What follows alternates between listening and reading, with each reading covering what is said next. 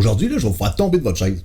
On va parler de la pénalité dans le cas où tu brises ton hypothèque avant terme sur un prêt hypothécaire à taux fixe. Selon l'enquête auprès des emprunteurs hypothécaires 2024 de la SCHL, là, 69% des gens vont choisir un taux fixe plutôt qu'un taux variable. En ce moment, là, vu que les taux sont amenés à baisser, là, les taux fixes sont plus bas que les taux variables. Pour le moment. Il y a un paquet de différences entre le taux fixe et le taux variable. Mais la principale, là, c'est la pénalité dans le cas où tu brises ton contrat avant terme. Dans le cas du taux variable, là, c'est simplement 3 mois d'intérêt. Dans le cas d'un taux fixe, là, c'est le plus élevé entre 3 mois d'intérêt ou le calcul de différentiel de taux sur la période restante au terme. En langage clair, là, tu vas payer plus cher s'il reste 2 ans à ton terme plutôt que 1.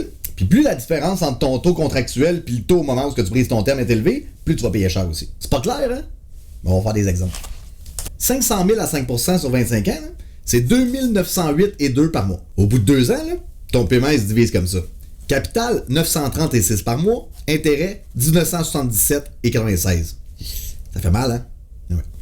3 mois d'intérêt, là, c'est facile, c'est 5933,88. Maintenant, tu as signé à 5%. Si le taux monte à 6, c'est 5, c'est 3 mois d'intérêt. Par contre, si disons le taux il descend à 3%, ce qui est assez raisonnable, reste 3 ans à ton terme, tu as une promotion, tu es muté en Ontario, faut que tu vends.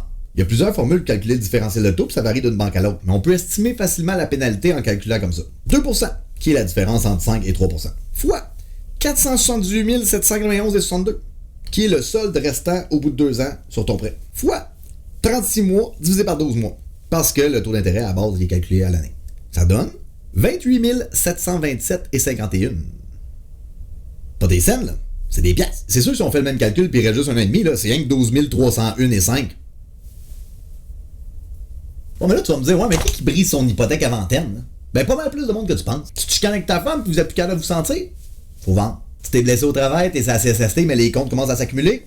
Faut vendre. Tu gagnes à la loterie. Tu veux payer ton prêt, mais il reste 3 ans? Ben, c'est soit que tu prends ton mal en patience ou que tu payes la pénalité. Il y a des raisons de même, là, je pourrais vous en donner un paquet, parce qu'il y en a un paquet. Et à la banque, avant de te faire signer ton prêt, elle va pas insister sur le fait que si tu chicanes avec ta blonde, ça va te coûter 30 000. Là. Vous seriez surpris de la quantité de monde qui brise leur prêt avant terme. Il y a vu, je suis régi par l'AMF, puis je peux pas vous citer une source fiable, là. Je vais pas mettre de chiffres. Par contre, si tu penses que c'est 1 sur 5, là, ben t'es complètement dans le champ. C'est bien plus que ça. T'avais peur de tout ça, hein? Ben c'est pour ça que de t'entourer d'un conseiller qui va prendre le temps de rentrer dans les détails pour analyser la situation puis te dire les affaires telles qu'elles sont, là, ça peut faire toute la différence. Fait que, aie pas peur, appelle-moi, ça va me faire plaisir de discuter de tes projets avec toi. Sur ce, merci beaucoup. On se voit la semaine prochaine. Puis j'ai hâte de faire affaire avec toi.